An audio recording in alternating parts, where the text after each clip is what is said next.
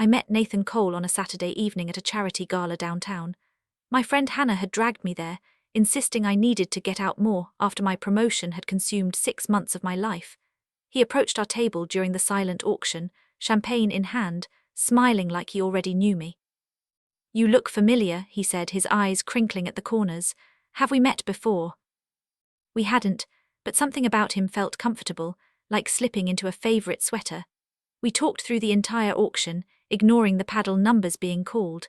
He laughed at my terrible jokes, asked thoughtful questions about my work in graphic design, and somehow made a stuffy fundraiser feel like the most important place in the world.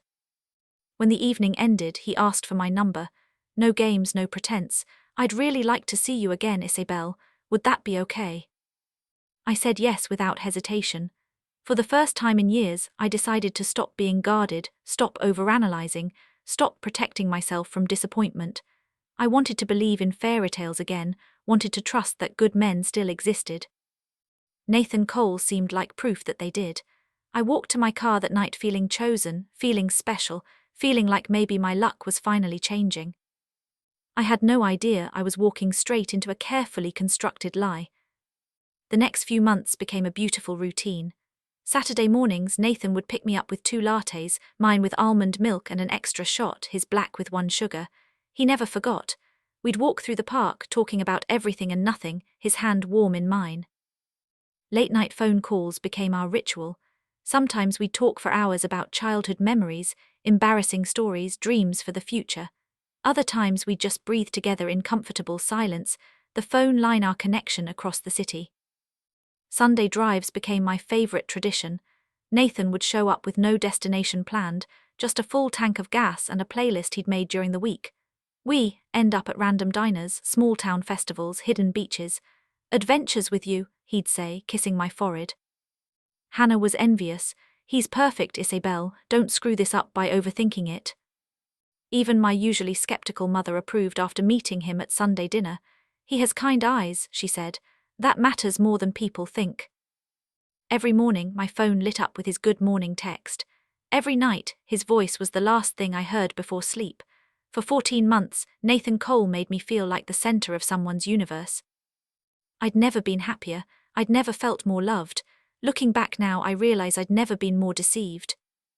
There were signs, of course. Small inconsistencies I explained away because I wanted so badly for everything to be real. Nathan never invited me to his apartment. "Major renovations," he'd say, waving it off. "The place is a construction zone. I'm embarrassed to have you see it like this." He always came to mine instead. My small studio with its mismatched furniture and plants everywhere became our space. He'd bring groceries, cook dinner, fall asleep on my couch. But he always left before dawn, claiming early meetings or gym sessions. His phone never rang when we were together. I noticed it once, commenting how lucky he was to have such a quiet life. "I keep it on silent around you," he explained. "You deserve my full attention."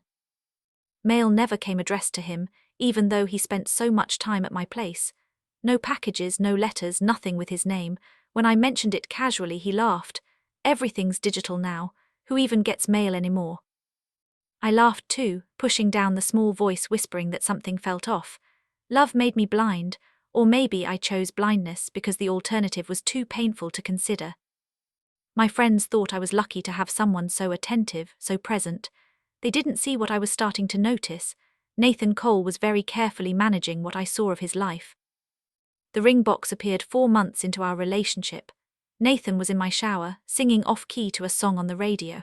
His messenger bag sat on my bed unzipped. I'd been looking for gum. We'd just eaten Indian food and my breath was terrible.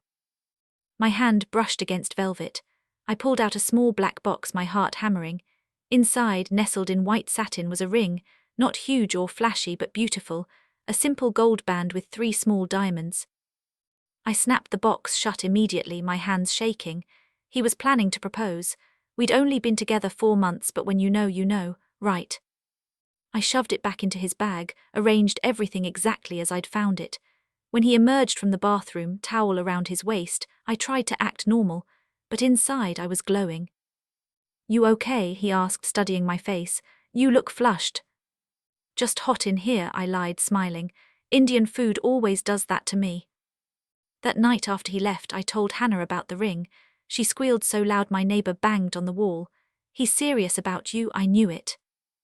I fell asleep that night imagining our future, white dress, his vows, the life we'd build together. He's serious about me, I whispered into the darkness, believing every word. The first real crack appeared during a casual moment I almost missed. We were at my place, and Nathan was signing a birthday card for Hannah. I watched him write, my head on his shoulder.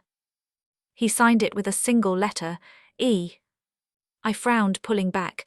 I thought your name started with N, Nathan. He laughed easily, too easily, and kissed my forehead. Just an inside joke from work. The guys call me E for efficiency expert. Stupid, I know. The explanation made sense, sort of, but something about the way he'd hesitated, just for half a second before laughing, made my stomach tighten. That's kind of cute, I said, forcing a smile. Efficiency expert, very you. He changed the subject quickly, asking about my upcoming project deadline. I let him steer the conversation away, but the moment stuck with me. Later that week, I found myself studying the card again. The E was written confidently, naturally, not like someone using a nickname, but like someone writing their actual initial. I told myself I was being paranoid. Hannah said I was overthinking things, that work stress was making me suspicious of nothing. You finally have a good thing, she said. Don't sabotage it with conspiracy theories. So I pushed it down, buried it under all the good moments, all the reasons to trust him. But the seed of doubt had been planted, and it was starting to grow. That night, lying in bed after Nathan had left for his usual pre-dawn departure, I did something I'd never done before. I searched for him online. Nathan Cole, I typed it into Facebook's search bar. Nothing, no profile, no photos, no trace. I tried Instagram, same result. Not even a private account or a deactivated page notice, just nothing. LinkedIn seemed promising. He told me he worked in logistics management, but searching his name brought up dozens of Nathan Coles, none of them him. No profile picture, no company match, nothing. My stomach knotted itself into tight, anxious spirals. How could someone so present in my life be completely invisible online? In this age, everyone had some digital footprint. Even my 70-year-old father had a Facebook account. Maybe he's just private, I whispered to myself in the dark. Some people don't like social media. But it wasn't just social media, it was everything. No tagged photos in friends' posts, no mentions, no digital trail at all. Nathan Cole existed only in person, only in the moments he allowed me to see. I lay awake until sunrise, my phone clutched in my hand, trying to convince myself there was a reasonable explanation. People could be private, people could avoid social media, it didn't mean anything sinister. But my hands shook as I set my phone down, and sleep never came. The truth arrived on a Tuesday afternoon, delivered through a laptop notification I was never supposed to see. Nathan had stayed over the night before, leaving at 5 a.m. as usual, but in his hurry, he'd forgotten his laptop on my kitchen counter. I'd texted him immediately, offering to drop it off at his office. Don't worry about it, he'd replied. I'll grab it tonight after work. But then the notification popped up. The laptop was open on my counter, screen facing me while I made coffee. A calendar reminder, Ethan Reed meeting moved to 3 p.m. I stared at it, coffee mug frozen halfway to my lips. The notification included a photo attached to the email signature. Him, Nathan, except the email called him Ethan Reed. My hands trembled so violently, I had to set the mug down before I dropped it. I clicked on the notification before I could talk myself out of it, my heart pounding so hard I could hear it in my ears. The email chain opened, multiple messages addressed to Ethan, professional correspondence about logistics contracts, shipping schedules, vendor negotiations, his email signature, Ethan Reed, Senior Logistics Manager. Not Nathan, Ethan's. The air left my lungs in a rush. I sat down hard on my kitchen floor, the laptop balanced on my knees, staring at a name that wasn't the one I'd been saying for 14 months. Everything I thought I knew shattered in that single moment. My fingers moved on their own, typing Ethan Reed into Google with a desperation that bordered on hysteria. The results loaded. His company website appeared first, Transglobal Logistics. I clicked through to the employee directory. There he was, same face, same smile that had made me feel chosen for over a year. Ethan Reed, Senior Logistics Manager. But it was the next result that made my world collapse completely. A local news website covering a charity event from 8 months ago. Transglobal Logistics sponsors annual fundraiser. The photo showed several employees. There in the center was Nathan Ethan smiling broadly. His arm was around a woman in a red dress. The caption read, Ethan Reed and fiancée Rachel Adams enjoying the evening. Fiancée. I clicked frantically, finding more. Their engagement announcement on a wedding planning website, photos from their engagement party, a registry at 3 different stores, the ring, the same ring I'd found in his bag 4 months ago on her finger in every picture. The same ring he'd carried in his bag while telling me he loved me, while planning our future, while making me believe I was the only one. I ran to the bathroom and vomited. When there was nothing left, I sat on the cold tile floor and stared at nothing, my mind trying desperately to process the impossible. Nathan Cole didn't exist. I'd been dating a ghost, a lie, a man who'd invented an entire identity just to hide the fact that he was engaged to someone else. For 14 months I'd been the other woman, and I'd had no idea. I don't remember the rest of that day clearly. I know I called in sick to work. I know I sat on my living room floor with my laptop, phone and printer, documenting everything. Screenshots of his email, photos of him with Rachel, their engagement announcement, the wedding registry, text messages he'd sent me, hundreds of them, all signed Nathan, all lies. Photos of us together, his face bright with affection that now felt like mockery. Every I love you replayed in my head, poisoned now. Every future plan we'd made, the trip to Italy we'd been saving for, the apartment we'd talked about getting together, the life I'd imagined, all of it built on fiction. My roommate Zoe came home to find me surrounded by papers, photos printed and laid out like a crime board. Her face went pale as she took it all in. Isabelle, what is this? I dated a ghost, I said, my voice hollow. 14 months, his name is Nathan, he's engaged to someone else, everything was a lie. Zoe sat down slowly, staring at the evidence. Oh my God, Isabelle. No, I corrected, feeling something cold and hard settle in my chest. I didn't date a ghost, I dated a liar, and now I have to figure out what to do about it. I stared at Rachel's photo, this beautiful woman smiling next to the man I thought I knew. She had no idea, neither of us had. I tried calling him first. The number I'd been texting and calling for 14 months went straight to voicemail. I called again. Voicemail, again, voicemail. I texted, "Who are you?" No response. The message showed as delivered but never read. I texted again. "Your name is Ethan Reed, you're engaged, I have proof of everything." Still nothing. The silence made my skin crawl. How did he know? Had he somehow seen that I'd opened his laptop? Was he already planning his next move, his next lie? I couldn't sit still. I grabbed my keys and drove to Transglobal Logistics, my hands shaking on the steering wheel. The building was downtown, glass and steel, exactly the kind of place he'd described working, except he'd said the company was called something else. Another lie. I approached the security desk, trying to keep my voice steady. "I'm here to see Nathan Cole." The guard checked his computer, frowning. "No Nathan Cole listed in our directory." "Try Ethan Reed." His expression cleared. "Ah yes, Mr. Reed, do you have an appointment?" My chest burned with humiliation. "No, never mind, wrong person." I walked back to my car, sat in the parking lot and screamed. Not crying, just screaming, pouring out 14 months of lies into the empty space.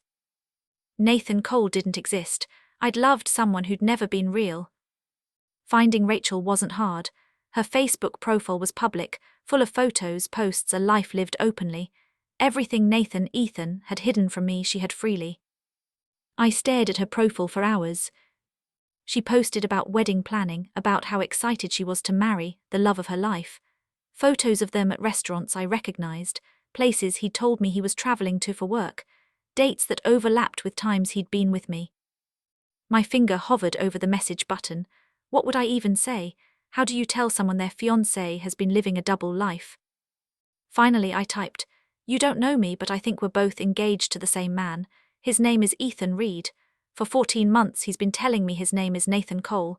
I have proof." I hit send before I could change my mind. The response came within minutes. This isn't funny. I don't know what kind of sick joke this is, but stay away from my fiancé. I sent photos, pictures of Ethan, Nathan, and me together, screenshots of texts, proof that couldn't be denied or explained away. The typing indicator appeared, then disappeared, then appeared again, finally seen. But no reply. I sat in the dark, my phone clutched in my hands, wondering if I'd just destroyed 2 lives or saved one. Maybe both. 3 days of silence. 3 days of not eating, not sleeping properly, jumping every time my phone buzzed. I'd blocked Nathan's number, but part of me expected him to find another way to contact me. Then he showed up at my door. I looked through the peephole and there he was, Nathan, Ethan, whatever his real name was. He looked calm, collected, like he was just stopping by for our usual Saturday morning coffee. I opened the door but kept the chain lock on. "You need to leave." "Isabelle, please, let me explain. You misunderstood everything." I misunderstood. My voice rose despite my efforts to stay calm. "You gave me a fake name, you're engaged to another woman, what part did I misunderstand?" "Rachel and I, it's complicated. We've been having problems for years. I was going to break things off." "Don't lie to me anymore," I screamed. "I saw her Facebook, she's planning your wedding, there's a registry of venue invitations." He had the audacity to look pained, like I was hurting him with my accusations. "I love you, Isabelle. What Rachel and I have, it's not real anymore. What we have is real." "We don't have anything, we never did, because Nathan Cole doesn't exist." I slammed the door in his face and slid down to the floor, my whole body shaking. Through the door I heard him try one more time. "Please, just let me explain properly." I didn't answer. Eventually I heard his footsteps retreating. He called 17 times that day. I blocked each number he called from. He switched to email, I blocked those too. Finally a letter arrived, slipped under my door.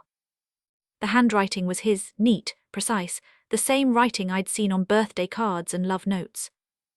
"Isabelle, you're overreacting. Rachel and I were never serious.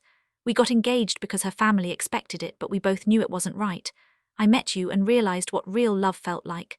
I was planning to end things with her properly, but then you found out before I could. We can fix this. Please give me a chance to explain face to face. You know me. You know what we have is real. Don't throw it away over a misunderstanding."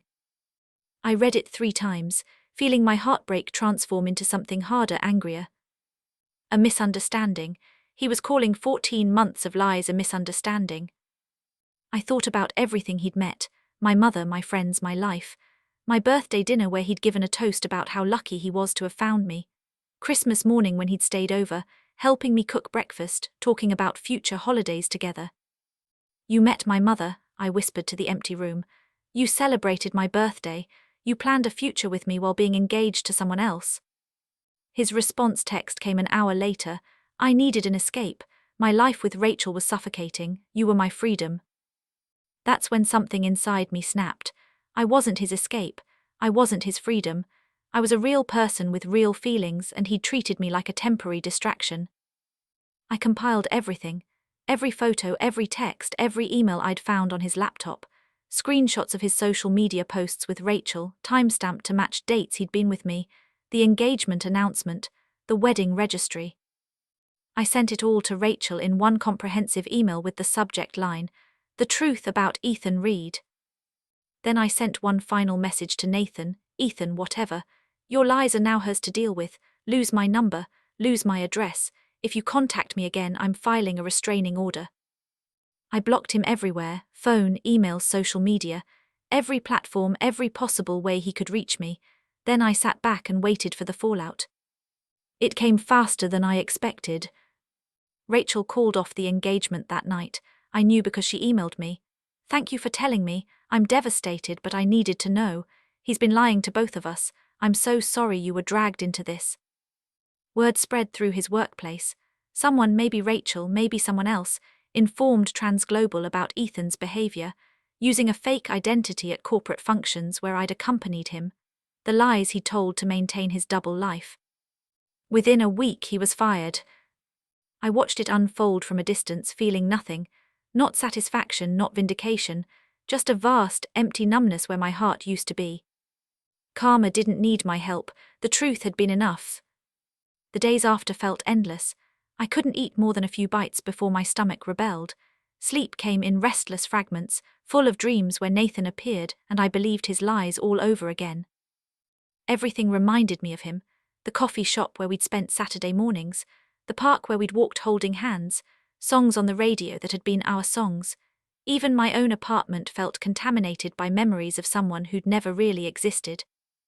I'd called in sick to work for 3 days before my boss gently suggested I take a week off. "Whatever you're dealing with," she said kindly, "you need time to process it." My friends tried to help. Hannah brought over ice cream and wine, but I couldn't touch either. Zoe sat with me in silence, just being present when I couldn't talk. "How do you grieve someone who was never real?" I asked my therapist during an emergency session. She leaned forward, her expression compassionate. "You grieve who you thought he was. You grieve the relationship you believed you had. The loss is real, even if he was." But that didn't make it easier. Every morning I woke up and for just a moment forgot. Then reality would crash back. "Nathan doesn't exist. Ethan is a liar. You were the other woman for 14 months. And I'd have to learn the truth all over again. One morning I couldn't recognize the woman staring back at me from the mirror. She looked hollow, haunted. Like grief had carved away everything that made her who she was. Who was I before him? I whispered to my reflection. I'd been confident, independent, focused on my career. I'd had hobbies: painting, hiking, reading poetry. When had I stopped doing those things? Somewhere in the 14 months with Nathan, I'd slowly erased myself to make room for someone else. That realization hit harder than the betrayal. I'd given up parts of myself for a lie. That afternoon, I pulled out my old painting supplies from the closet. My hands shook as I set up the easel, mixed colors on the palette. The first brushstroke felt strange, unfamiliar, but gradually, muscle memory took over. I painted chaos: angry reds, violent blacks, sharp lines cutting across the canvas. It looked like heartbreak felt. When I finished, I stepped back and saw it: a self-portrait of someone breaking apart and trying to rebuild simultaneously. The next day I joined a yoga class. The week after I went to the salon and cut my hair short, chin length, dramatic, nothing like the long waves Nathan had loved running his fingers through. When I looked in the mirror now, I saw someone different, someone who was learning to exist without him. The mirror didn't hurt quite as much anymore. 2 weeks after the truth came out, Hannah invited me to coffee. She looked uncomfortable when I arrived, her hands fidgeting with her cup. "There's something I need to tell you," she said quietly. "I should have said it months ago." My stomach dropped. "What?" I knew, her eyes filled with tears. Not about the fake name or the fiancé, I swear I didn't know that, but I knew something was off. The way he never let us visit his place, how he always left early, the weird gaps in his stories. I suspected he was hiding something. I stared at her. "Why didn't you tell me?" "Because every time I tried to bring it up, you seemed so happy. And he told me you were just friends when I confronted him at a party you didn't attend. He said you'd misunderstood the relationship, that you were more invested than he was. He made me feel like I'd be hurting you by saying anything." The revelation shattered something inside me that I'd thought was already broken. Everyone knew but me. Not everyone. Enough people. I stood up, leaving my coffee untouched. "You let me look like a fool for months. You knew something was wrong and said nothing." Hannah grabbed my hand. "I'm so sorry, Isabelle, I made a mistake. I should have trusted my instincts and warned you." "Yeah, you should have." I left her sitting there. Later, she texted apologies, explanations, pleas for forgiveness. I didn't respond. Maybe someday I'd be able to forgive her, but that day wasn't today. The betrayal had layers. Ethan was just the center. Around him were circles of people who'd known, suspected, or been complicit in my humiliation. I'd never felt more alone. A handwritten letter arrived 3 weeks after everything fell apart. My name was written in his precise handwriting. I almost threw it away unopened. Instead, I made tea, sat down at my kitchen table, and carefully unfolded it. "Dear Isabelle, I know you don't want to hear from me. I know I destroyed something beautiful through my own cowardice and selfishness, but I need you to understand, I did love you. I loved you both. Rachel was my past, the life I was supposed to have. You were my present, the life I wanted. I couldn't figure out how to let go of one without losing the other, so I tried to keep both. It was wrong. I know that now. I'm not asking for forgiveness. I don't deserve it. I'm just asking you not to ruin my life further. I've lost my job, my fiancé, my reputation. Please don't make this worse by continuing to spread what happened. I made mistakes, but I'm human. Haven't you ever made mistakes? Please, Isabelle, let this be over now. Ethan. I read it twice. Then I walked to my kitchen sink, held the letter over the drain and set it on fire with my lighter. I watched the paper curl and blacken, watched his words turn to ash and wash away. The flames felt like closure in a way his words never could. He was asking me not to ruin his life, as if I'd been the one telling lies for over a year. I took a photo of the burning letter and sent it to him with one word: no. Then I blocked him again, permanently this time. A month after everything imploded, I was invited to be a guest on a small podcast about women's intuition and trusting your instincts. They'd reached out through my blog, where I'd started writing anonymously about my experience. I accepted, keeping my identity hidden. The host introduced me as Isabella, using a voice modulator to protect my privacy. Tell us what happened, she said gently. I told the story, all of it. The fake name, the hidden fiancé, the 14 months of lies. I talked about the signs I'd ignored, the red flags I'd explained away, the way love had made me blind. What would you tell other women in similar situations? The host asked. Trust your gut, I said. If something feels wrong, investigate it. Don't make excuses for inconsistencies. Don't let anyone gaslight you into doubting your own instincts. And know that discovering the truth, as painful as it is always better than living in a beautiful lie. The episode went viral. Within days, thousands of women commented on the podcast's social media. This happened to me too. I ignored the same signs. Thank you for sharing this. My pain was becoming power. My story was helping others recognize their own situations before it was too late. For the first time since discovering the truth, I felt like something good might come from the wreckage. 3 months after the truth came out, I was at the grocery store buying ingredients for dinner. I turned down the cereal aisle and there he was. Nathan, the lie personified. He looked different, smaller, somehow older. His shoulders were hunched, his face tired. When he saw me, he froze, a box of granola clutched in his hand. Isabelle, he said softly. I looked at him, really looked at him, and felt nothing. No love, no hate, not even anger anymore. Just a mild disinterest, like seeing a stranger who vaguely resembled someone I used to know. That's not my name anymore, I said calmly. Not to you, you don't get to use my name. You lost that right when you spent 14 months lying to my face. I just wanted to say. I don't care what you want to say. I don't care about your explanations or apologies or justifications. You're nothing to me now, less than nothing. His face crumpled, and I realized he'd expected different, expected me to yell, to cry, to show emotion. My indifference hurt him more than anger ever could. I walked past him, my grocery basket on my arm, and didn't look back. Later in my car, my hands shook on the steering wheel, but not from heartbreak, from relief. I'd seen him. Spoken to him and survived. The ghost of Nathan Cole had no power over me anymore. 2 weeks later, my phone buzzed with an unknown number. I almost didn't answer, but something made me pick up. Isabelle, this is Rachel Adams. My breath caught. Hi. I hope it's okay that I called. I got your number from the email chain. I wanted to thank you. Her voice was warm, kind. You saved me from making the biggest mistake of my life. I'm sorry you had to go through that. Don't apologize, you were a victim too, we both were. She paused. I wanted you to know I'm engaged again, to someone completely different, someone honest. His name is Marcus and he's everything Ethan pretended to be. Tears strung my eyes. I'm so happy for you. You'll find that too, she said gently. Someone real, someone worthy. Don't let Ethan's lies make you stop believing in good men. They exist, I promise. We talked for almost an hour. 2 women who'd loved the same lie, finding closure in each other's survival. When we hung up, I felt lighter, like a weight I didn't know I was carrying had finally lifted. Rachel had moved on, found real love. If she could do it after everything, maybe I could too.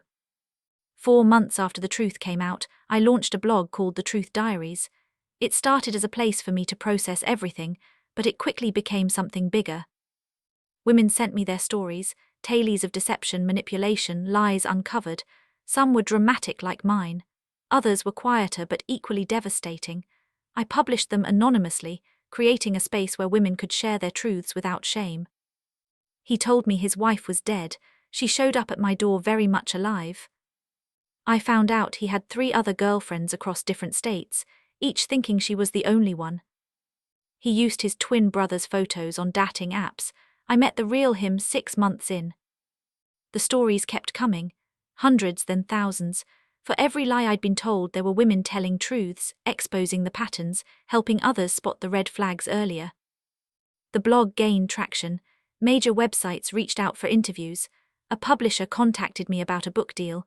What had started as my personal hell was becoming a movement.